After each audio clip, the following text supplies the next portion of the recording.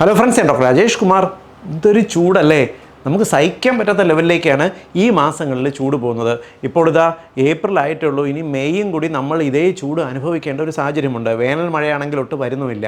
മറ്റു സംസ്ഥാനങ്ങൾ വെച്ച് നോക്കുമ്പോൾ ഇപ്പോൾ നമ്മൾ ഡൽഹിയൊക്കെ നോക്കുന്ന സമയത്ത് അവിടെ 45 ഡിഗ്രി വരെ ചൂട് കാണുന്നുണ്ട്. പക്ഷേ നമുക്ക് ഇത്രയും കൂടുതൽ അസ്വസ്ഥത അനുഭവപ്പെടുന്നില്ല. കാരണം വേറൊന്നുമല്ല, നമ്മുടെ കേരളത്തിൽ ഹ്യൂമിഡിറ്റി കൂടുതലാണ്. അതായത് നമ്മുടെ വീട്ടിനകത്ത് ഇരുന്നാൽ പോലും, നമ്മൾ നേരിട്ട് വെയിലേറ്റില്ലെങ്കിൽ പോലും ഇവിടെ ഉഷ്ണം ഭയങ്കര കൂടുതലാണ്. നീരാവിയുടെ സാന്നിധ്യം നമ്മുടെ അന്തരീക്ഷത്തിലുണ്ടാവും. ഇതുകൊണ്ടാണ് നമുക്ക് ഇത്രയേറെ ചൂടും അസ്വസ്ഥതയും ഒരു വിമ്മിഷ്ടം അനുഭവപ്പെടുന്നത്. നമ്മൾ വല്ലാണ്ട് ഇങ്ങനെ വേർത്ത് ഒലിച്ചുകൊണ്ടിരിക്കുന്ന ഒരു സാഹചര്യമുണ്ട്. ഫാൻ ഇട്ട് അതിൻ്റെ താഴെ നിന്നാൽ പോലും നമുക്ക് ഈ ചൂട് പോകാത്ത ഒരു അവസ്ഥയുമുണ്ട്. ഈ ഒരു സമയത്ത് നമ്മൾ ഭക്ഷണത്തിൽ ശ്രദ്ധിക്കേണ്ട ചില കാര്യങ്ങൾ കൂടിയുണ്ട്. കാരണം നമ്മൾ ചില ഇനം ഭക്ഷണങ്ങൾ കഴിച്ചു കഴിഞ്ഞാൽ നമ്മൾ വിചാരിക്കുക ശരീരം തണുപ്പിക്കുന്നതാണ്, എന്നാലല്ല, ഇത് നമ്മുടെ ശരീരത്തിൻ്റെ ഹീറ്റ് വല്ലാണ്ട് ഉയർത്തുകയും ചെയ്യും. ഇത് കാരണം നമുക്ക് കൂടുതൽ അസ്വസ്ഥതയും ഒരു ഉഷ്ണവും ഫീലിങ്ങും എല്ലാം വല്ലാണ്ട് കൂടും. പ്രധാനമായിട്ടും 3 തരത്തിലാണ് ഈ ഭക്ഷണങ്ങൾ നമ്മുടെ ശരീരത്തിന് കൂടുതലായിട്ട് ഈ ചൂട് അല്ലെങ്കിൽ ആവി കൂടുതൽ അനുഭവപ്പെടുന്നതിന് കാരണമാകുന്നത്. ഒന്നാമത്തെ കാരണം എന്ന് പറയുന്നത്, നമുക്ക് ചൂട് കൂടുതൽ ഫീൽ ചെയ്യുന്നതിന് കാരണം നമ്മുടെ ശരീരത്തിൽ അമിതമായിട്ട് എത്തുന്ന എനർജിയാണ്. കഴിക്കുന്ന ഭക്ഷണത്തിലുള്ള എനർജി കൊണ്ടാണ് നമ്മുടെ ശരീരം വർക്ക് ചെയ്യുന്നത്, ശരി തന്നെ. പക്ഷേ നമ്മൾ ഈ ചൂട് സമയത്ത് നമുക്ക് ആവശ്യമില്ലാത്ത ഊർജ്ജം നമ്മുടെ ശരീരത്തിലേക്ക് എത്തിക്കഴിഞ്ഞാൽ ഈ ഊർജ്ജം ശരീരത്തിനകത്ത് ഒരു ഹീറ്റ് പ്രൊഡ്യൂസ് ചെയ്യും. അത് കാരണം തന്നെ നമുക്ക് വല്ലാണ്ട് ചൂടും ബുദ്ധിമുട്ടും ഇത് കാരണം ക്രിയേറ്റ് ചെയ്തെന്ന് വരാം. രണ്ടാമത്തെ പ്രോബ്ലം എന്ന് പറയുന്നത്, നമ്മൾ കഴിക്കുന്ന ചിലയിനം ഭക്ഷണങ്ങൾ ധാരാളമായിട്ട് ശരീരത്തിൽ നിന്നും ഡീഹൈഡ്രേഷൻ വരുന്നത്, അതായത് ശരീരത്തിൽ ജലാംശം കൂടുതൽ നഷ്ടപ്പെടുന്നതിന് കാരണമാകും. ജലാംശമാണ് നമ്മുടെ ശരീരത്തിനെ കൂളാക്കി നിർത്തുന്നതിനുള്ള ഏറ്റവും നല്ല മാർഗ്ഗം. വെള്ളമാണ്. ഈ വെള്ളം ശരീരത്തിൽ നിന്നും പോയി കഴിഞ്ഞാൽ വല്ലാണ്ട് ക്ഷീണവും തളർച്ചയും പരവേശവും അനുഭവപ്പെട്ടു എന്ന് വരാം. മൂന്നാമത്തെ കാരണം, നമ്മൾ കഴിക്കുന്ന ചില ഭക്ഷണങ്ങൾ നമ്മുടെ ആന്തരിക അവയവങ്ങൾക്ക് ഒരുപാട് സ്ട്രെയിൻ ക്രിയേറ്റ് ചെയ്യും. ഈ സ്ട്രെയിൻ അല്ലെങ്കിൽ കൂടുതൽ ബുദ്ധിമുട്ട് ക്രിയേറ്റ് ചെയ്യുന്നതുകൊണ്ട് നമുക്ക് വല്ലാണ്ട് ചൂടും ബുദ്ധിമുട്ടും വിമ്മിഷ്ടവും ക്ഷീണവും തളർച്ചയും എല്ലാം അനുഭവപ്പെട്ടു എന്ന് വരാം. അതുകൊണ്ട് തന്നെ ഈ 3 തരത്തിൽ നമ്മുടെ ശരീരത്തിൽ അപകടമുണ്ടാക്കുന്ന അല്ലെങ്കിൽ ചൂട് കൂടുതൽ ക്രിയേറ്റ് ചെയ്യുന്ന പ്രധാനമായിട്ടുമുള്ള 8 തരം ഭക്ഷണങ്ങൾ പറഞ്ഞു തരാം. ഇത് നിങ്ങൾ ഈ വേനൽക്കാലം കഴിയുന്നവരെ പൂർണ്ണമായിട്ടും ഒഴിവാക്കുക. ഒന്നാമത്തെ ഭക്ഷണം പഞ്ചസാരയാണ്. പഞ്ചസാര പൊതുവേ നമ്മളിപ്പോഴത്തെ ചൂട് സീസണിൽ വെറും വെള്ളത്തിൽ തന്നെ പഞ്ചസാരയിട്ട് കുടിക്കുന്ന നോർത്ത് കേരളയിലെ സംസ്ഥാനങ്ങൾ എനിക്കറിയാം. വെറുതെ നമ്മൾ ഇപ്പം വീട്ടിൽ അതിഥികളൊക്കെ വന്നു കഴിഞ്ഞാൽ വെള്ളം എടുത്തിട്ട് അതിനകത്ത് 1-2 ടീസ്പൂൺ പഞ്ചസാര കലക്കി കുടിക്കാൻ കൊടുക്കും, ക്ഷീണം മാറുന്നതിന് വേണ്ടി. കുടിക്കുമ്പോൾ നമുക്കൊരു ക്ഷീണമൊക്കെ മാറുന്നത് ഫീൽ ചെയ്യുമെങ്കിലും ഇത്തരത്തിൽ നമ്മുടെ ഉള്ളിലേക്ക് എത്തുന്ന പഞ്ചസാര, അതിപ്പോൾ നമ്മൾ ചായയിലും കാപ്പിയിലും ചേർക്കുന്ന പഞ്ചസാര ആയിക്കോട്ടെ, ജ്യൂസിനകത്ത് ചേർത്തിരിക്കുന്ന പഞ്ചസാര ആയിക്കോട്ടെ, ഇത് നമ്മുടെ ശരീരത്തിൽ എംപ്റ്റി കാലറിയാണ്. അനാവശ്യമായിട്ട് ഊർജ്ജം ക്രിയേറ്റ് ചെയ്ത് നമുക്കൊരു വേർപ്പും തളർച്ചയും ചൂടും ഉണ്ടാകുന്നതിന് കാരണമാകും. അതുകൊണ്ട് വേനൽക്കാലം കഴിയുന്നവരെ പഞ്ചസാര ഏതൊരു തരത്തിൽ കിട്ടിയിരുന്നാലും ഒഴിവാക്കുന്നത് തന്നെയാണ് നല്ലത്. പഞ്ചസാരയുടെ അപകടവശങ്ങൾ നിങ്ങൾക്കറിയാം, ഞാൻ പറഞ്ഞു തരേണ്ട കാര്യമില്ല. രണ്ടാമത്തെ ഭക്ഷണം എന്ന് പറയുന്നത് കഫീനാണ്. കഫീൻ കണ്ടൻറ്റുള്ള ഭക്ഷണങ്ങൾ പ്രധാനമായിട്ടും നമ്മൾ ഈ ചൂട് സീസണിൽ ഈ ചൂട് മാറുന്നതിന് വേണ്ടിയിട്ട് നമ്മൾ കുടിക്കുന്ന കോളകളാണ്. കോളകൾക്കകത്ത് നമ്മുടെ കാപ്പിക്കകത്തുള്ളതിനേക്കാൾ അനേകം ഇരട്ടി 8-10 ഇരട്ടി കഫീൻ അടങ്ങിയിട്ടുണ്ട്. ഈ കഫീനാണ് നമുക്ക് പലപ്പോഴും നമ്മളെ തണുത്ത കഫീൻ ചേർത്തിട്ടുള്ള ഈ കോളകൾ കുടിക്കുന്ന സമയത്ത് നമുക്കൊരു കൂൾ ഫീൽ കിട്ടുന്നതിനും സ്ട്രെസ് എല്ലാം പെട്ടെന്ന് കുറഞ്ഞിട്ട് നമ്മളൊന്ന് റിലാക്സ്ഡ് ആയിട്ടുള്ളൊരു ഫീൽ തരുന്നത്. പക്ഷേ ചൂട് സീസണിൽ നമ്മൾ ഈ കഫീൻ കണ്ടൻറ്റുള്ള കോളകൾ ഇല്ലെങ്കിൽ കാപ്പി 1-2 കാപ്പി കുഴപ്പമില്ല കേട്ടോ, എന്നാൽ കൂടുതൽ കാപ്പി ഒരു ദിവസം നമ്മൾ 4-5 ഒക്കെ കാപ്പി കുടിക്കുന്ന സമയത്ത് ഉയർന്ന അളവിൽ കഫീൻ എത്തുന്നത് നമ്മുടെ ശരീരത്തിൽ ഈ വല്ലാണ്ട് ചൂട് ക്രിയേറ്റ് ചെയ്യുന്നതിന് കാരണമാകും. 2 തരത്തിലാണ് ഈ കഫീൻ നമ്മുടെ ശരീരത്തിന് കൂടുതൽ ചൂട് ക്രിയേറ്റ് ചെയ്യുന്നത്. ഒന്നാമത്തത്, ഇതൊരു ഡയൂററ്റിക്കാണ്. അതായത് കഫീൻ കണ്ടന്റുള്ള ഡ്രിങ്ക്സ് കുടിച്ചാൽ മൂത്രം കൂടുതൽ പോകുന്നതിന് കാരണമാകും. നമ്മുടെ ശരീരത്തിലുള്ള ജലാംശം കൂടുതൽ ശരീരത്തിൽ നിന്ന് നഷ്ടപ്പെടുന്നതിന് കഫീൻ കാരണമാകും. രണ്ടാമത്തത്, ഈ കഫീനകത്തുള്ള ഊർജ്ജം നമ്മുടെ ശരീരത്തിൽ ഹീറ്റ് കൂടുതൽ പ്രൊഡ്യൂസ് ചെയ്തെന്ന് വരാം. ഈ കോമ്പിനേഷൻ പ്രത്യേകിച്ച് അപകടകരമായിട്ടുള്ളൊരു കോമ്പിനേഷനാണ് കഫീനിൻ്റെയും പഞ്ചസാരയുടെയും കോമ്പിനേഷൻ. വേറൊന്നുമല്ല, കോളകൾ തന്നെ.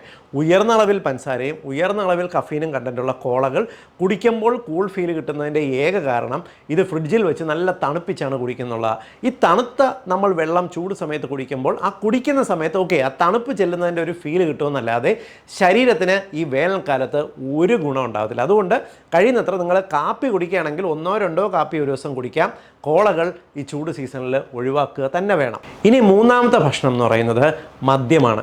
പ്രത്യേകിച്ച് ഈ ചൂട് സീസണിൽ നല്ല ഏതെങ്കിലും ഒരു ബാറിൽ പോയി നല്ല തണുത്ത ബിയർ ചൂടിന് നല്ലതാണെന്ന് കരുതി കുടിക്കുന്ന മലയാളികളാണ് ഏറെ. അതുകൊണ്ട് തന്നെ വേനൽക്കാലത്ത് ബിയറിനാണ് ഏറ്റവും കൂടുതൽ ചിലവുള്ളത്. എന്നാൽ ആൾക്കാർ വിചാരിക്കുന്ന പോലെ ബിയറോ വൈനോ ഇല്ലെങ്കിൽ മദ്യമോ നമ്മുടെ ശരീരത്തിന് തണുപ്പല്ല തരുന്നത്, വല്ലാണ്ട് ഹീറ്റ് പ്രൊഡ്യൂസ് ചെയ്യുന്നതിന് കാരണമാകാറുണ്ട്. ഇത് 3 തരത്തിലാണ് ഈ മദ്യം അപകടം ചെയ്യുന്നത്. പ്രധാനമായിട്ടും ഒന്നാമത്തത്, ഇത് എംപ്റ്റി കാലറിയാണ്. നമ്മുടെ ശരീരത്തിലേക്ക് ആവശ്യമില്ലാതെ ഊർജ്ജമാണ് ഈ മദ്യത്തിലൂടെ ബിയറിലൂടെ എല്ലാം എത്തുന്നത്. രണ്ടാമത്തെ പ്രോബ്ലം, ഈ മദ്യത്തിനെ നമ്മുടെ ശരീരത്തിൽ ഡീടോക്സിഫൈ ചെയ്യണമെന്നുണ്ടെങ്കിൽ ധാരാളം വെള്ളം ആവശ്യമുണ്ട്. അതായത് നമ്മൾ കുടിക്കുന്ന മദ്യം എന്ത് ചെയ്യും, നമ്മുടെ ശരീരത്തിനകത്തുള്ള ജലാംശത്തിനെ വലിച്ചെടുത്തുകൊണ്ട് പോയിട്ടാണ് ഇത് ന്യൂട്രലൈസ് ചെയ്യാനായിട്ട് പോകുന്നത്. അതുകൊണ്ട് എന്ത് സംഭവിക്കും, ശരീരത്തിന് ഡീഹൈഡ്രേഷൻ ഉണ്ടാകും. മദ്യപിച്ചിട്ടുള്ള ഏതൊരു മനുഷ്യനും ശരീരത്തിന് വല്ലാതെ വേർപ്പും തളർച്ചയും പരവേശവും ഒക്കെ ഫീൽ ചെയ്യും. മദ്യം കുടിക്കുമ്പോൾ നമുക്കൊരു കൂൾ ഫീൽ കിട്ടുന്നത് നമ്മുടെ തലച്ചോറിനകത്തുള്ള തെർമോസ്റ്റാറ്റ് ശരിയായിട്ട് പ്രവർത്തിക്കാത്തതുകൊണ്ടാണ്. അതായത് നമ്മുടെ തലച്ചോറിനകത്ത് ചൂടിനെയും തണുപ്പിനെയൊക്കെ നിയന്ത്രിക്കുന്ന ചില സെൻറ്റേഴ്സ് ഉണ്ട്. ഈ സെൻറ്റേഴ്സിനെ തൽക്കാലം പോയെന്ന് മരവിപ്പിക്കുന്നുണ്ട്, നമ്മളൊന്നും അറിയത്തില്ല. അതിൻ്റെ അപ്പുറം മദ്യം നമുക്ക് ഈ ഗുണമല്ല ചെയ്യുന്നത്. പ്രത്യേകിച്ച് ഈ തണുപ്പ് രാജ്യങ്ങളിലൊക്കെ തണുപ്പ് ശരീരത്തിനെ പ്രതിരോധിക്കുന്നതിന് വേണ്ടി ആൾക്കാർ മദ്യം കഴിക്കുന്നവരെ, കാരണം അത് ശരീരത്തിനകത്ത് ഹീറ്റ് പ്രൊഡ്യൂസ് ചെയ്യുന്നുള്ളതുകൊണ്ടാണ്. നമ്മുടെ നാട്ടിൽ ഈ വേനലിൽ മദ്യമോ ബിയറോ എല്ലാം കഴിച്ചു കഴിഞ്ഞാൽ ഒന്ന്, ഇത് അനാവശ്യമായിട്ടുള്ള എംപ്റ്റി കാലറി ഊർജ്ജം ക്രിയേറ്റ് ചെയ്യും, ഡീഹൈഡ്രേഷൻ ഉണ്ടാക്കും. മൂന്നാമത്തത്, ഇത് ആന്തരിക അവയവങ്ങൾക്ക് അമിതമായിട്ട് സ്ട്രെയിൻ ഉണ്ടാക്കും.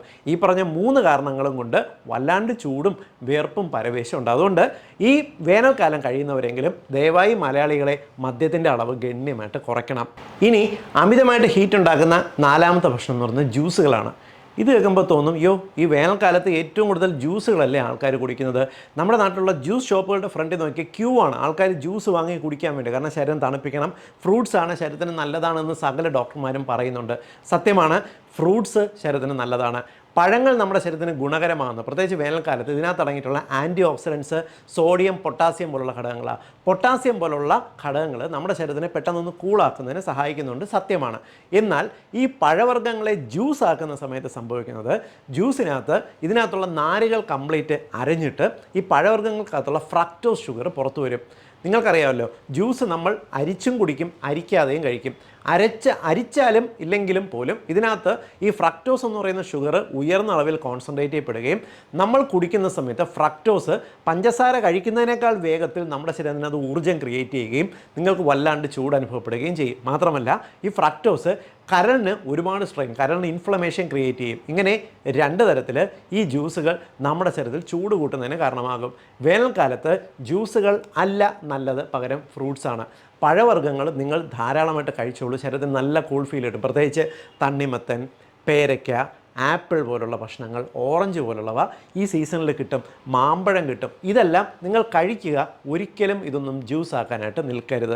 ഇനി 5ാമത്തെ ഭക്ഷണം എന്ന് പറയുന്നത് സ്പൈസസ് ആണ്. നമ്മുടെ നാട്ടിലുള്ള സുഗന്ധ വ്യഞ്ജനങ്ങൾ നമ്മൾക്ക് നല്ലത് തന്നെയാണ്. പക്ഷേ വേനൽക്കാലത്ത് ഇവയുടെ പ്രോബ്ലം എന്ന് പറഞ്ഞാൽ, ഇവ നമ്മുടെ ശരീരത്തിൽ, അതിപ്പോൾ നിങ്ങൾ കറുകപ്പട്ട ആയിക്കോട്ടെ, ഇല്ലെങ്കിൽ നിങ്ങൾക്ക് ഏത് ഉപയോഗിക്കുന്നത്, പ്രത്യേകിച്ച് കുരുമുളക് പോലുള്ള സ്പൈസസ് നമുക്ക് രുചി ഉണ്ടാക്കും, ശരി തന്നെ. പക്ഷേ ഇവ നമ്മുടെ ശരീരത്തിനകത്ത് ഉയർന്ന കാലറിയാണ് ക്രിയേറ്റ് ചെയ്യുന്നത്. അതുകൊണ്ടാണ് പലപ്പോഴും നല്ല എരിവുള്ള കറിയെല്ലാം കഴിച്ച് കഴിയുമ്പോൾ സമയത്ത് നമ്മൾ വേർത്തൊലിക്കുന്നത്.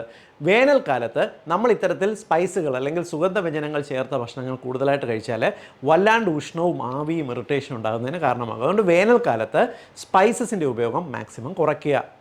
6ാമത്തത് എണ്ണ ആണ്. പ്രധാനമായിട്ടും നമ്മൾ വീട്ടിനകത്ത് കറികൾക്ക് ഉപയോഗിക്കുന്ന എണ്ണയ്ക്കകത്ത് നിങ്ങൾക്കറിയാമല്ലോ, 1 ടീസ്പൂൺ എണ്ണയ്ക്കകത്ത് 40-50 കാലറി വരെ ഊർജ്ജം അടങ്ങിയിട്ടുണ്ട്. നമ്മുടെ ശരീരത്തിനകത്തേക്ക് ഈ ഊർജ്ജം എത്തുന്നത് നമുക്ക് വല്ലാണ്ട് ഹീറ്റ് പ്രൊഡ്യൂസ് ചെയ്യുന്നതിന് കാരണമാകും. അതുകൊണ്ട് ഈ വേനൽക്കാലത്ത് കഴിയുന്നത്ര എണ്ണയുടെ ഉപയോഗമോ എണ്ണക്കടികളുടെ ഉപയോഗമോ, നമ്മൾ കടകളിലൊക്കെ പോയിട്ട് 11 മണിക്കെല്ലാം കഴിക്കുമ്പോൾ എണ്ണക്കടികൾ കഴിക്കത്തില്ല. ഇവയെല്ലാം കഴിയുന്നത്ര വേനൽക്കാലം കഴിയുന്നവരെ ഒഴിവാക്കണം. കാരണം എണ്ണ അനാവശ്യമായിട്ട് നമുക്കൊരു വല്ലാത്തൊരു ഹീറ്റ് ഫീൽ ഉണ്ടാക്കും. നമ്മൾ ഇത്തരം ഭക്ഷണം കഴിച്ചിട്ട് ഓഫീസിൽ പോയിരുന്ന് ജോലി ചെയ്യാനോ അല്ലെങ്കിൽ നമ്മൾ പഠിക്കുന്ന സമയത്തോ എല്ലാം തന്നെ ഇവ വല്ലാണ്ട് അസ്വസ്ഥതയും ബുദ്ധിമുട്ടും ക്രിയേറ്റ് ചെയ്യുന്നതിന് കാരണമാകാറുണ്ട്. ഇനി ശരീരത്തിൻ്റെ ചൂട് കൂട്ടുന്ന 7ാമത്തെ ഭക്ഷണം എന്ന് പറയുന്നത് റെഡ് മീറ്റ് ആണ്. റെഡ് മീറ്റ് എന്ന് പറഞ്ഞാൽ ബീഫ്, മട്ടൺ, പോർക്ക്, താറാവ് പോലുള്ള ഇറച്ചി വിഭവങ്ങൾ, ചുവപ്പ് നിറത്തിലുള്ള ഇറച്ചി വിഭവങ്ങൾ എല്ലാം തന്നെ ഈ വേനൽക്കാലത്ത് ഒഴിവാക്കണം. കാരണം ഇവയ്ക്കകത്ത് 2 തരത്തിലാണ് ഇത് പ്രോബ്ലം ചെയ്യുന്നത്. ഒന്ന്, ഇവ ഉയർന്ന അളവിൽ ഊർജ്ജം അടങ്ങിയിട്ടുണ്ട്. ഇവയ്ക്കകത്ത് പ്രോട്ടീൻ ഉണ്ട്, ശരി തന്നെ. പക്ഷേ ഇവയ്ക്കകത്തുള്ള ഊർജ്ജത്തിൻ്റെ ഉയർന്ന ഒരു കോൺസെൻട്രേഷൻ നമ്മുടെ ശരീരത്തിനകത്ത് വല്ലാണ്ട് ഉഷ്ണം ക്രിയേറ്റ് ചെയ്യുന്നതിന് കാരണമാകും. 2ാമത്തെ പ്രോബ്ലം എന്ന് പറയുന്നത് റെഡ് മീറ്റിന് നമ്മുടെ പാങ്ക്രിയാസിനെയും കരളിനെയും ഒരല്പം മോശം ആക്ഷൻ ഉണ്ട്.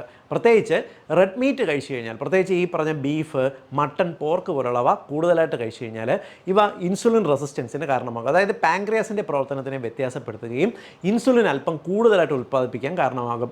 ഇൻസുലിൻ കൂടുതലായിട്ട് ഉൽപ്പാദിപ്പിക്കുന്ന സമയത്ത് നമ്മൾ എന്ത് ഭക്ഷണം കഴിച്ചാലും അത് കൂടുതൽ ഊർജ്ജം ക്രിയേറ്റ് ചെയ്യുന്നതിന് കാരണമാകും. ഓൾറെഡി നമ്മൾ വേർത്ത് ഈ ചൂട് കാരണം സഹിക്കാൻ വയ്യാത്ത സമയത്ത് കൂടുതൽ ഊർജ്ജം ക്രിയേറ്റ് ചെയ്താൽ വല്ലാണ്ട് ചൂട് ഫീൽ ചെയ്യും.